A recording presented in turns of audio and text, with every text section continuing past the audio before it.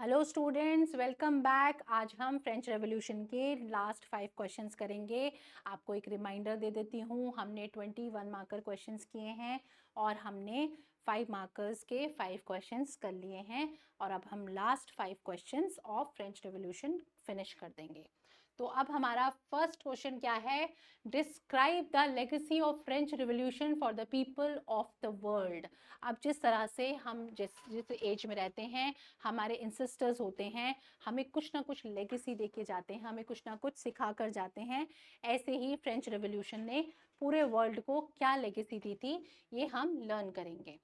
तो The 1791 Constitution began with the Declaration of the Rights of Men and Citizens। तो French revolution की सबसे बड़ी लेगेसी यही थी कि उसने आइडिया ऑफ डेमोक्रेसी पूरे वर्ल्ड को दिया था और उसने 3 पॉइंट्स दिए थे, जो कि थे the right to life, freedom of speech and freedom of opinion. ये 3 पॉइंट्स थे जो इन रेवोल्यूशन के बाद ही एक्चुअली में वर्ल्ड में जाने जाने थे।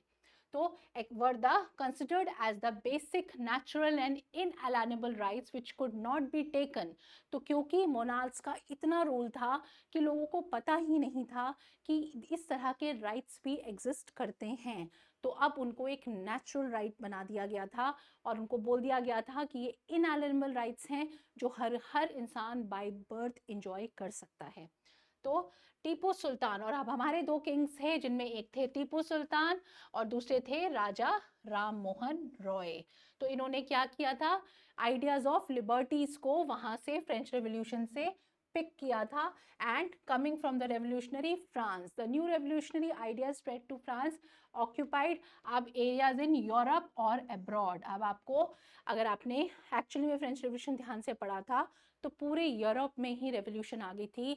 आर्मीज ने मार्च करना शुरू कर दिया था एंड उन्होंने मार्च करते करते सारी कंट्री में ये बिल्कुल रेवोल्यूशन जो थी वो पूरी फैला दी थी। अब people in such areas began dreaming of sovereign nation states. तो अब लोगों ने इस तरह के एरियाज में, जिनको वो कितने ही सालों से स्लेवरी ही करते आ रहे थे, उनको पता ही नहीं था फ्रीडम चीज़ क्या है, तो उन्होंने एक्चुअली में ड्रीम करना शुरू कर दिया था sovereign state, dreaming of sovereign states. Colonise people in Africa, Asia and Latin America, ये 3 नाम याद कर लीजिए। कौन से थे? कॉलोनाइज पीपल अफ्रीका, एशिया और लैटिन अमेरिका में revoke the ideas of freedom from the bondage. अब ये लोग जो बंधे हुए थे सालों से, कितने सारे इंसिस्टर्स से ये लोग बंधे हुए थे रेवोल्यूशन में, एक्चुअली में स्लेवरी में बंधे हुए थे, और उन्होंने रेवोल्यूशनरी आइडियाज जब फ्रांस की आई तो the movements create sovereign new states, और इन मूवमेंट्स ने न्यू सोवरेन स्टेट्स को जन्म दिया। So this ends our question number 6। बच्चों, आपको मैं रिमाइंडर दे दूं that these questions are not complete 5 marker questions, they are your pointers. You have to elaborate these questions and then answer in your notebooks. I am giving you all the important points. Okay, let's move to the next question number 7. Which was the important law that came into effect after storming of Bastille in the summer of 1789? How did it change the lives of the common people? अब storming of Bastille याद होगा कि storming of Bastille क्या था। आपके castle को जब लोगों ने, जो Bastille के उस वजह से कैसल को लोगों ने फर्स्ट पेज पे ही आपकी बुक में है, उसको मिलकर गिराया था। तो उससे कौन सा लॉ चेंज हुआ था? तो वो कौन सा लॉ था? abolition of censorship was the important law that came into effect soon after storming of Bastille in July 1899। ये हो गया आपका 1 मार्कर क्वेश्चन। तो कौन सा लॉ आया था? Abolition of censorship. अब ये अबॉलिशन ऑफ सेंसरशिप का क्या मतलब था? जब मोनार्क्स होते थे बच्चों, तो मोनार्क्स जो थे उनके अकॉर्डिंगली ही प्रेस जो थी वो उनके अकॉर्डिंगली चलती थी। इवन प्रेस जो था, इवन लोगों के आइडियाज़ थे, जो वो चाहते थे उतना ही लोगों तक पहुंचता था। अदरवाइज उसके अलावा कुछ भी लोगों तक इन्फॉर्मेशन नहीं पहुंचती थी। तो वो लोग, उसका सबसे पहले उस सेंसरशिप को रोका गया कि कुछ न्यूज़पेपर्स हों, कुछ ऐसे इस तरह के पैम्पलेट्स हों, कुछ ऐसी चीज़ें हों जब तक लोगों तक न्यू रेवोल्यूशनरी आइडियाज़ पहुंच सके, जो कि मोनार्क के ही दिमाग से निकले हों, लोगों के अपने आइडियाज़ भी हों। तो इसका सबसे पहले अबॉलिशन किया गया। अब उसमें क्या हुआ? न्यूज़पेपर, पैम्पलेट्स, देखिए आ गया newspaper, pamphlets, books and printed pictures flooded the towns of, ये देखिए, flooded the towns of France from where it reach to the countryside. अब ये कंट्री साइड का क्या मतलब है? यू नो व्हाट बच्चों, जब ये मोनार्क्स क्या करते थे, जो लोगों को ना उनकी लेवल के अकॉर्डिंग, जैसे आपने फ्रेंच रेवोल्यूशन में देखा, first state, second state, third state के लोग होते थे। तो जो फर्स्ट स्टेट और सेकंड स्टेट के लोग होते थे ना, उनको कंट्री साइड भेज देते थे, उनको अपने साथ रहने के लिए भी वो पसंद नहीं करते थे। तो ये इस तरह के जब रेवोल्यूशनरी आइडियाज़ आने शुरू हुए, तो अब वो कंट्री साइड के लोगों तक कैसे पहुंचेंगे? तो इस तरह के सबसे पहले जो सेंसरशिप जब अबॉलिश हुआ, तो उसमें सबसे पहले एक्शन ये हुआ कि उन कंट्री साइड के लोगों तक ये इन्फॉर्मेशन पहुंचे और उनको पता लगे कि इस तरह के कुछ रेवोल्यूशनरी आइडियाज़ भी हैं जो फ्रांस में आ रहे हैं। They all discuss events and changes taking place in the France. और ये इस तरह, ये जो चीज़ें थी, पैम्पलेट्स, न्यूज़पेपर, वो इस तरह के चेंजेस को डिस्कस कर रहा था। Freedom of the press also meant that opposing views of events could be expressed। तो freedom of the press का मतलब यही होता है। नहीं तो नॉर्मली अगर सेंसरशिप नहीं लगी होती है तो जो राजा कहते हैं, मोनार्क कहते हैं, वैसा ही होता है। लेकिन अब फ्रीडम का मतलब यही था कि व्यूज, इवेंट्स कुड भी, अपने व्यूज, जो अपोजिंग व्यूज, जो अपने व्यूज हैं, अगर आपको कोई बात नहीं पसंद आई है तो आप उनको एक्सप्रेस कर सकते हो।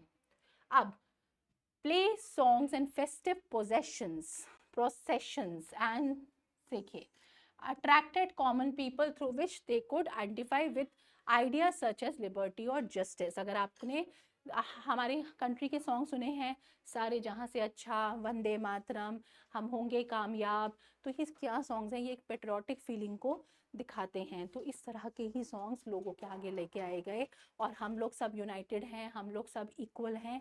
इन सॉन्ग से लोगों तक ये पहुंचाया गया कि we are all equal and we are all one. तो इस तरह के सॉन्ग्स, प्रोसेशंस जो लेकर आए फ्रेंच रेवोल्यूशन में, और उसके साथ जो है न्यू आइडियाज़ भी इन पिक्चर आ गए। So this closes our question number 7। Now we'll go to question number 8।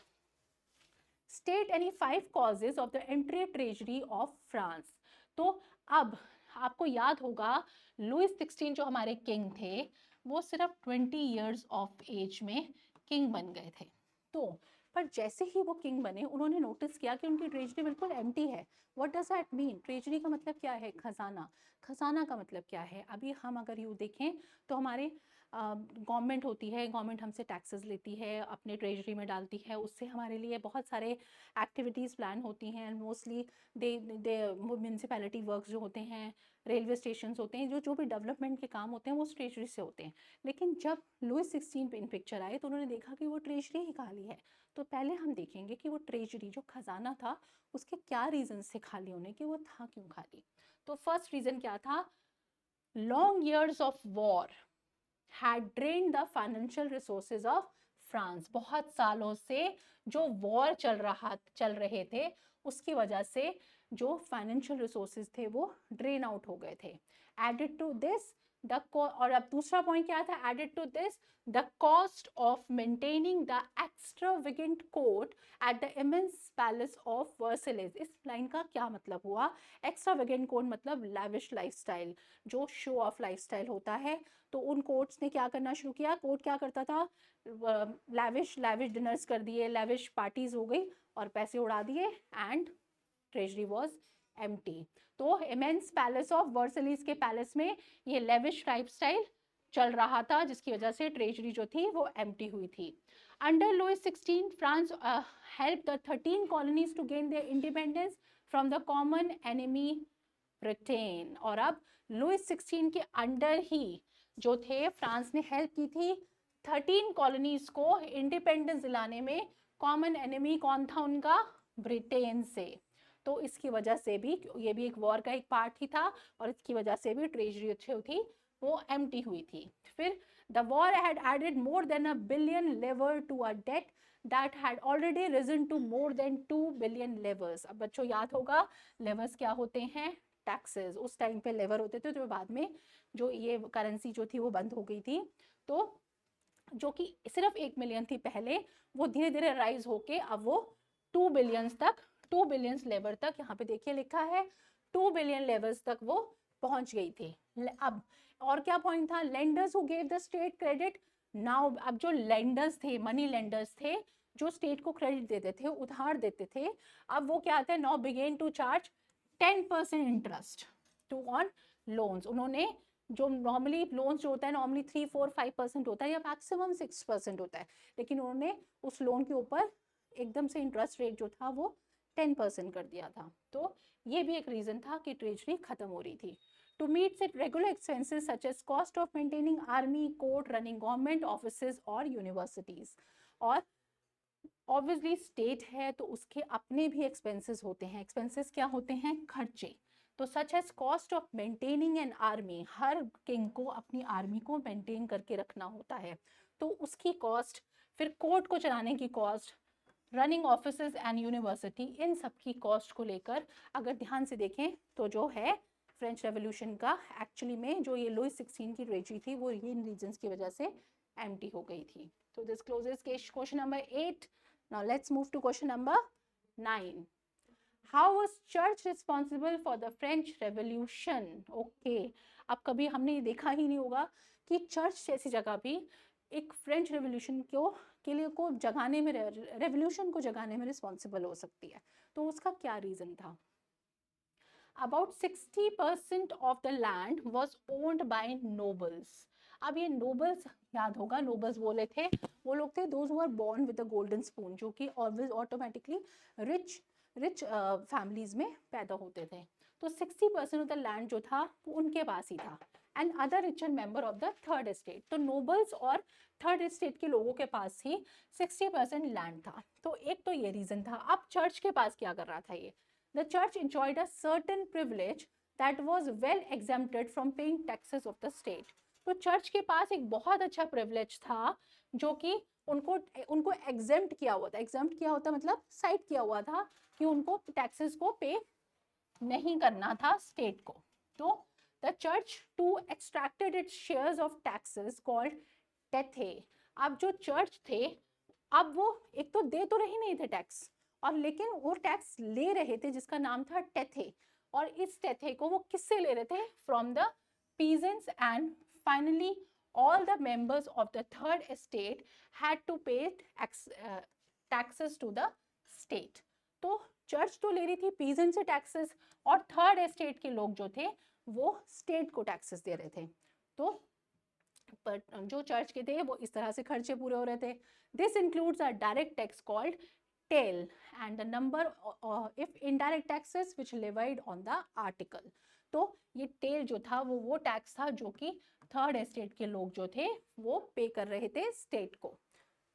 Of everyday consumption like salt और टबैको, छोटी छोटी चीज़ों पे ये टैक्सेस लगने शुरू हो गए थे। The burden of financing activities of the state through taxes was borne by the third estate alone. पर सबसे बड़ी बात इसमें की थी कि जो बर्डन ऑफ फाइनेंसिंग एक्टिविटीज, जो जितनी मोस्टली एक्टिविटीज होती थी, that burden was totally on the third estate people. They were giving all the taxes, it was not actually taken by the, but छोटे टैक्सेस पीजेंट्स दे रहे थे, लेकिन direct taxes जो थे वो थर्ड एस्टेट के लोग ही पे कर रहे थे। So now this is the last question of the day, question number 10th। Explain the role of philosophers in the French revolution. बच्चों, मैंने आपको आप हमारे 4 वीडियोस में मैंने आपको बहुत क्लियरली अच्छे से सारे फिलोसफर्स की सारी थ्योरी सुनाई हैं, तो आप उसको ध्यान से देखिएगा और इस आंसर को अंडरस्टैंड कीजिए। फिलोसफर्स ने एक बहुत मेजर पार्ट किया था लोगों की थिंकिंग को चेंज करने में। तो वो मेजर पार्ट क्या था? इन 2 ट्रीटीज ऑफ गवर्नमेंट, ये किसने लिखी थी? लॉक ने, जॉन लॉक ने लिखी थी बुक जो थी 2 treaties of government. sought to refute the doctrine of divine and absolute right of monarch। तो इसमें उन्होंने अपनी बुक में ही क्लियरली लिखा था कि जो मोनार्क की डॉक्ट्राइन ऑफ मोनार्क जो चल रहा है, उनकी एब्सोल्यूट मोनार्की चल रही है, इसको खत्म किया जाए, चेंज लाया जाए। फिर रोशियो carried the idea forward, proposing a form of government based on social contract। अब उनकी बुक कौन सी थी? Social contract. और रोशियो ने उस आइडिया को वो फर्दर लेकर गए और उन्होंने कहा कि between people and the representatives, तो जो एक सोशल कॉन्ट्रैक्ट होना चाहिए कि मोनार्की आइडिया, सबसे पहले देखिए जॉन लॉक ने एक आइडिया दिया कि मोनार्क का रूल सिर्फ नहीं रहना चाहिए। फिर उन्होंने आइडिया दिया, रोशियो ने कहा कि मोनार्क और लोगों के अंदर एक रिप्रेजेंटेटिव होना चाहिए, दोनों के बीच में एक सोशल कॉन्ट्रैक्ट होना चाहिए। उसके बाद आए in the spirit of law Montesquieu. अब तीसरे आए मॉन्टेस्क्यू, उन्होंने कहा कि division of power with in the government between legislative, executive and judiciary. तो इन लोगों ने कहा, जो कि अब आप नोटिस करेंगे कि अभी भी हमारे पास इस तरह से ही गवर्नमेंट चल रही है, लेजिस्लेटिव, एग्जीक्यूटिव और जुडिशरी के फॉर्म में। तो the ideas of these philosophers were discussed intensely in saloons, coffee houses and spread among people through books and newspapers. तो लोगों ने इस तरह के रेवोल्यूशनरी आइडियाज़ को, नॉर्मली उन लोगों को आदत इतनी स्लेवरी की पड़ गई थी, नॉर्मली उनको नई आइडियाज़, नई बातें सुनने की आदत ही नहीं थी, लेकिन जब ये फिलोसफर्स ने नए आइडियाज़ होने शुरू किए तो लोगों ने इनको फ्रीली सैलून्स में और ओपन एरियाज़ में डिस्कस करना शुरू किया। तो क्या हुआ, और लोगों ने बुक्स और न्यूज़पेपर के थ्रू भी इनको पब्लिश किया। फिर patriotic songs martial lays composed by poet Robert D. Astle was sung for the first time by volunteers from Marseilles as they marched into Paris, so got its name. The Marseillaise is now the national anthem of France. तो जिस तरह से हमारा national anthem है जनगण मन, उसी तरह से मार्शलीज उनका, लोगों ने क्या किया था, एक्चुअली में ये क्या पॉइंट था, आप ध्यान से अगर याद हो, कि लोगों ने इस सॉन्ग को गाते हुए उन्होंने मार्च करना शुरू किया, फ्रांस के बाहर वो निकले और यूरोप में उन्होंने मार्चिंग करनी शुरू की, and they just started giving ideas to people कि किस तरह से आपको फ्रीडम मिल सकती है। और फ्रीडम मिलने से उनको कैसे न्यू आइडियाज़, उनको रेवोल्यूशनरी आइडियाज़ उन तक पहुंच सकते हैं। तो वो कैसे हुआ, जब वो इस सॉन्ग को लेकर लिटरली सोल्जर्स ने मार्च करना शुरू किया, और तभी इसका नाम भी मार्शलीज रखा गया और ये बाद में फ्रांस का नेशनल एंथम बन गया। So this closes our 10 questions. अब फ्रेंच रेवोल्यूशन बच्चों हमारा पूरा कंप्लीट है। हमने 20 मार्क्स क्वेश्चन कर लिए हैं 1 मार्क के, और हमने 5 मार्क्स के 10 क्वेश्चन कर लिए हैं, और पूरा चैप्टर 4 सीरीज में कर लिया है। चेकआउट द प्लेलिस्ट, उसको ध्यान से देखिए, कोई इशू नहीं आएगा। Take care, bye.